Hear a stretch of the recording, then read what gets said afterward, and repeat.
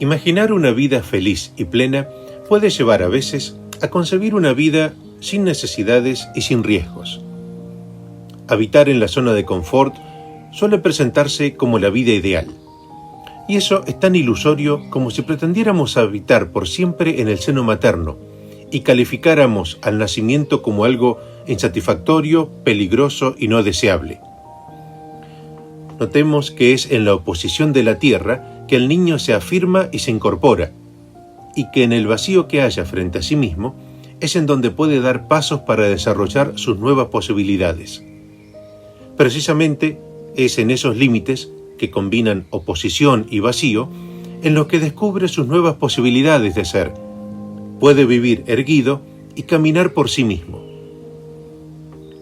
En el Evangelio de Lucas, en el capítulo 4, a partir del versículo 24, Jesús comienza a describir en la sinagoga de su pueblo, Nazaret, que Dios tiene una visión más amplia que la que ellos suponen, y alude a milagros realizados a personas que no eran israelitas.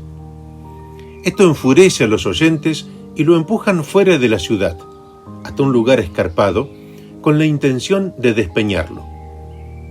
Jesús se encuentra con la oposición de la multitud y el vacío del precipicio. Y, en esa situación límite, el relato remata con esta frase: pero Jesús, pasando en medio de ellos, continuó su camino. Jesús no hizo un milagro para solucionar esa situación. Él nunca utilizó un milagro a su favor. ¿Qué sucedió? ¿Acaso, en parte, la movilización de la sinagoga a la colina fue disipando la emoción de ira en la gente? ¿Y la presencia plena y consciente de Jesús de a poco despertó la conciencia de las personas que formaban esa turba masificada? No sabemos qué sucedió. Lo cierto es que ante esa situación límite se reveló un poder personal en Jesús por el que fue capaz de abrirse paso en medio de esa adversidad. Mientras había estado en la sinagoga, era un hombre que podía leer y compartir sus pensamientos con otros. Pero allí, en el lugar escarpado, junto al precipicio y cercado por esos hombres, reveló algo más de su personalidad, una energía y un poder que le eran propios y que le permitió abrirse paso y alejarse de ese lugar de exterminio. Tener fe no implica que no hallaremos obstáculos en la vida. Tener confianza significa que tendremos la fuerza para superarlos y hallar nuevas soluciones. La persona se descubre a sí misma en la adversidad, con nuevas y desconocidas capacidades. Confiamos en Dios y Dios confía en nosotros. Podemos y necesitamos confiar en Dios. Podemos y necesitamos confiar en nosotros. El desafío básico a conquistar desde el inicio de la vida es la confianza. Aprender a vivir en la casa del amor. Muchas veces una persona se instala en el otro lugar, en la casa del miedo, y mira todo con desconfianza. Desconfía de una providencia benéfica a su favor y también de sus propias capacidades para afrontar las dificultades. Se ha debilitado su sistema de creencias o está distorsionado, creyendo que la energía y capacidad que lo sostendrá procede exclusivamente de una fuente exterior a ella, y así deja de lado tanto los dones que posee en su persona como la presencia inmanente de Dios en su propio ser.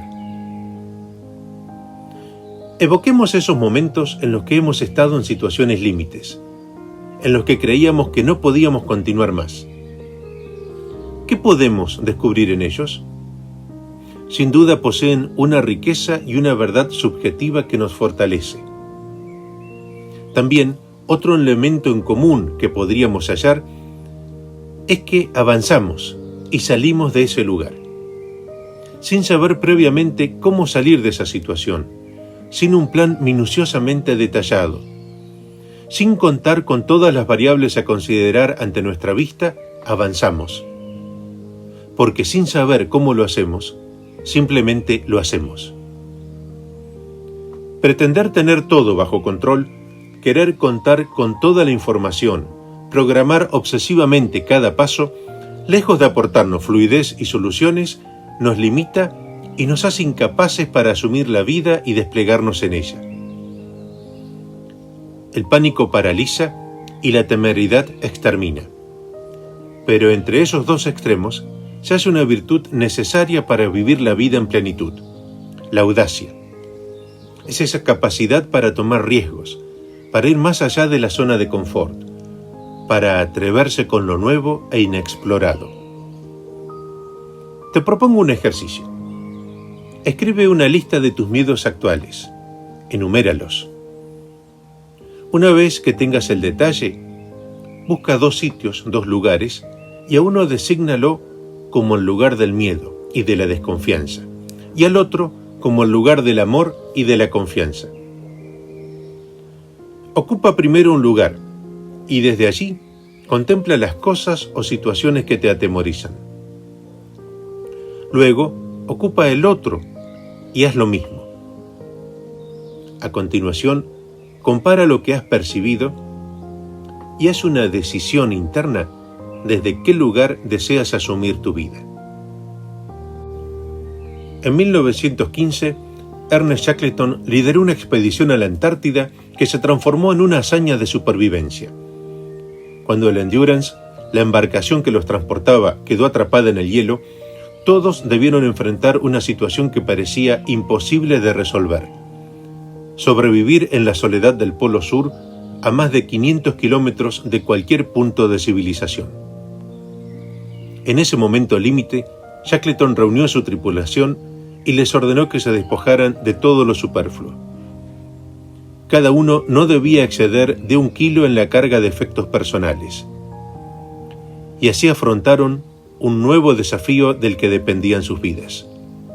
La perspectiva de Shackleton había sido: haremos el intento de avanzar. No depende de mí el predecir o controlar. Y tras un esfuerzo de meses, el contingente completo se salvó. Esas 28 personas jamás hubieran sabido de lo que eran capaces sin haber transitado ese conjunto de situaciones límites, ni hubieran descubierto la fuerza de la providencia divina. No pidamos a Dios que nos resuelva lo que nos corresponde asumir y resolver como tarea propia. Pongamos en juego todos nuestros recursos con la mayor confianza y madurez, y descubriremos que se abre una senda para ir más allá de nuestros miedos y resquemores. Y en ese andar, Dios mismo se nos revelará y nos revelará algo de nosotros mismos. Avancemos por ese camino.